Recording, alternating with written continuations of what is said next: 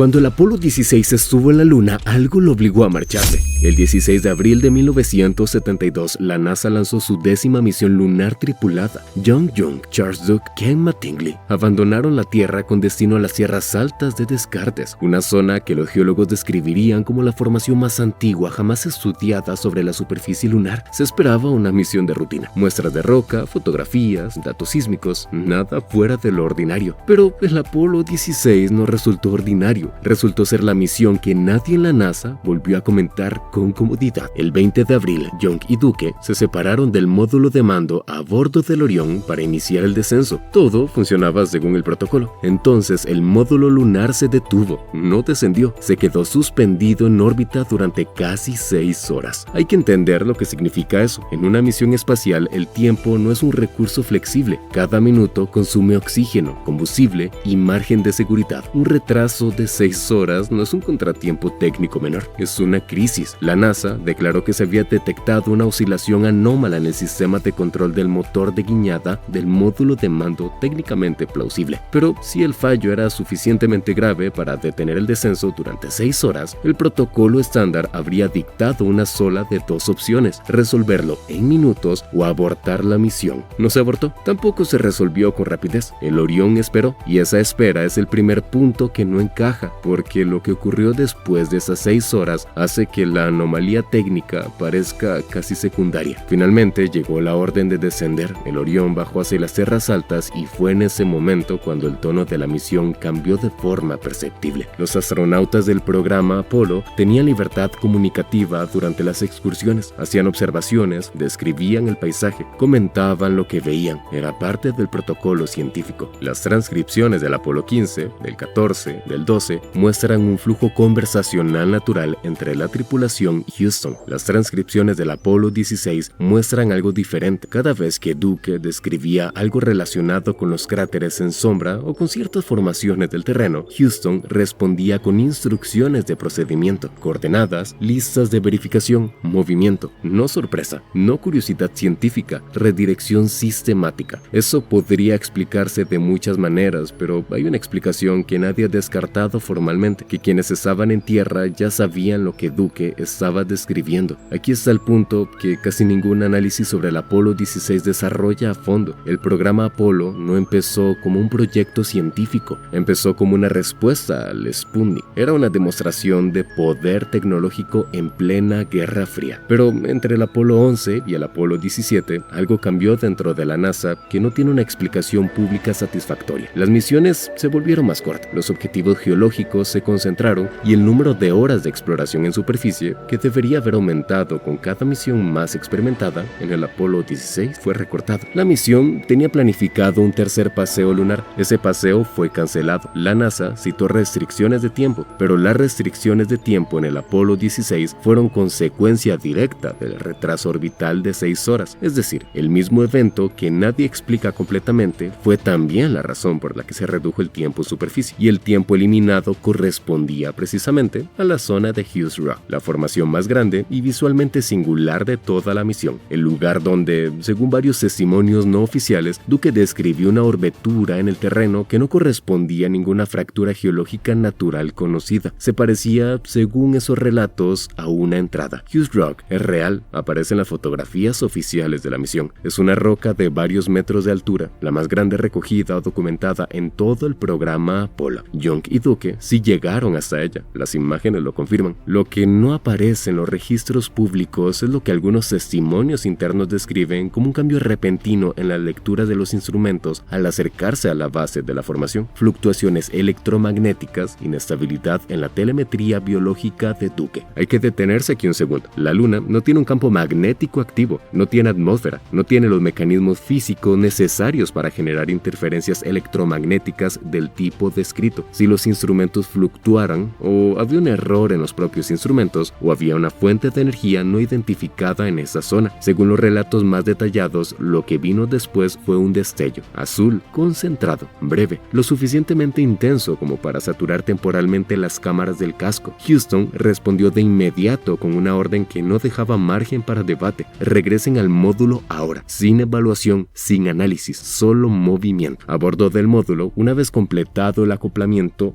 Mattingly en órbita, Duke se quitó el traje de Eva, y fue entonces cuando varios testimonios no verificados pero recurrentes describen algo que no tenía explicación dentro de los parámetros médicos estándar del programa espacial: marchas azuladas a lo largo del brazo y el pecho, no hematomas, no lesiones por impacto, sin inflamación, sin las características típicas de un traumatismo mecánico, patrones superficiales consistentes con exposición a calor o radiación, pero en una geometría que no correspondía a ninguna fuente conocida de radiación en el entorno lunar. El dato más perturbador no son las marcas en sí, es la descripción de la sensación asociada. Duke supuestamente describió una sensación de ardor que no era superficial, era interna. El tejido ardía desde adentro. Eso no encaja con ninguna quemadura convencional, no encaja con la radiación solar, no encaja con el entorno electromagnético lunar tal como lo entendemos. Y si los primeros registros médicos del astronauta fueron clasificados, como sugieren ciertos relatos, lo que eso implica no es un error burocrático, implica que alguien tomó la decisión deliberada de separar ese caso de los canales médicos ordinarios. Aquí está la lectura que cambia todo. No se trata solo del Apolo 16, se trata de lo que ocurrió después. El Apolo 17 aterrizó en diciembre de 1972, fue la última misión lunar tripulada de la historia, y desde entonces, a pesar de los avances tecnológicos exponenciales en medio siglo, ningún ser humano ha vuelto a pisar la superficie lunar. Las explicaciones oficiales son reales, los recortes presupuestarios existieron, las prioridades políticas cambiaron. Todo eso es verificable y documentado, pero hay una pregunta que esas explicaciones no responden. ¿Por qué en 50 años de avances tecnológicos nunca se retomó seriamente el programa lunar tripulado hasta que China forzó la mano con su propio programa? El programa Artemis existe hoy precisamente porque China anunció su intención de enviar astronautas a la Luna antes de 2030, no porque la NASA haya decidido espontáneamente que era el momento de volver. La pregunta que nadie formula directamente es esta: ¿fue la pausa de 5 décadas una decisión presupuestaria? ¿O fue una distancia deliberada de algo que se había encontrado y no se entendía? Porque si algo en las tierras altas de Descartes respondió a la presencia humana en 1972, la ausencia posterior no sería cobardía, sería precaución. Charles Duke tiene hoy cerca de 90 años. En entrevistas públicas habla del Apolo 16 como la experiencia más significativa de su vida. Describe la Luna con respeto casi reverencial, pero hay una diferencia notable entre cómo los astronautas del Apolo hablan de sus misiones en público y cómo las describen en contextos más privados. Jung nunca volvió a hablar extensamente del Apolo 16 hasta su muerte en 2018. Mattingly tampoco fue especialmente comunicativo sobre esa misión en particular. Lo que está documentado públicamente sobre el Apolo 16 es incompleto. Lo que no está documentado públicamente es suficientemente sugerente como para que la pregunta no desaparezca. ¿Fue el Apolo 16 una misión de exploración que encontró lo que buscaba? ¿O fue una misión que encontró algo para lo que no había protocolo? Hay una diferencia entre no saber lo que hay en la Luna y saber que hay algo que todavía no comprendemos. Y si la humanidad vuelve ahora, vuelve con esa pregunta sin respuesta todavía abierta. Suscríbete, dale like y nos vemos en el siguiente.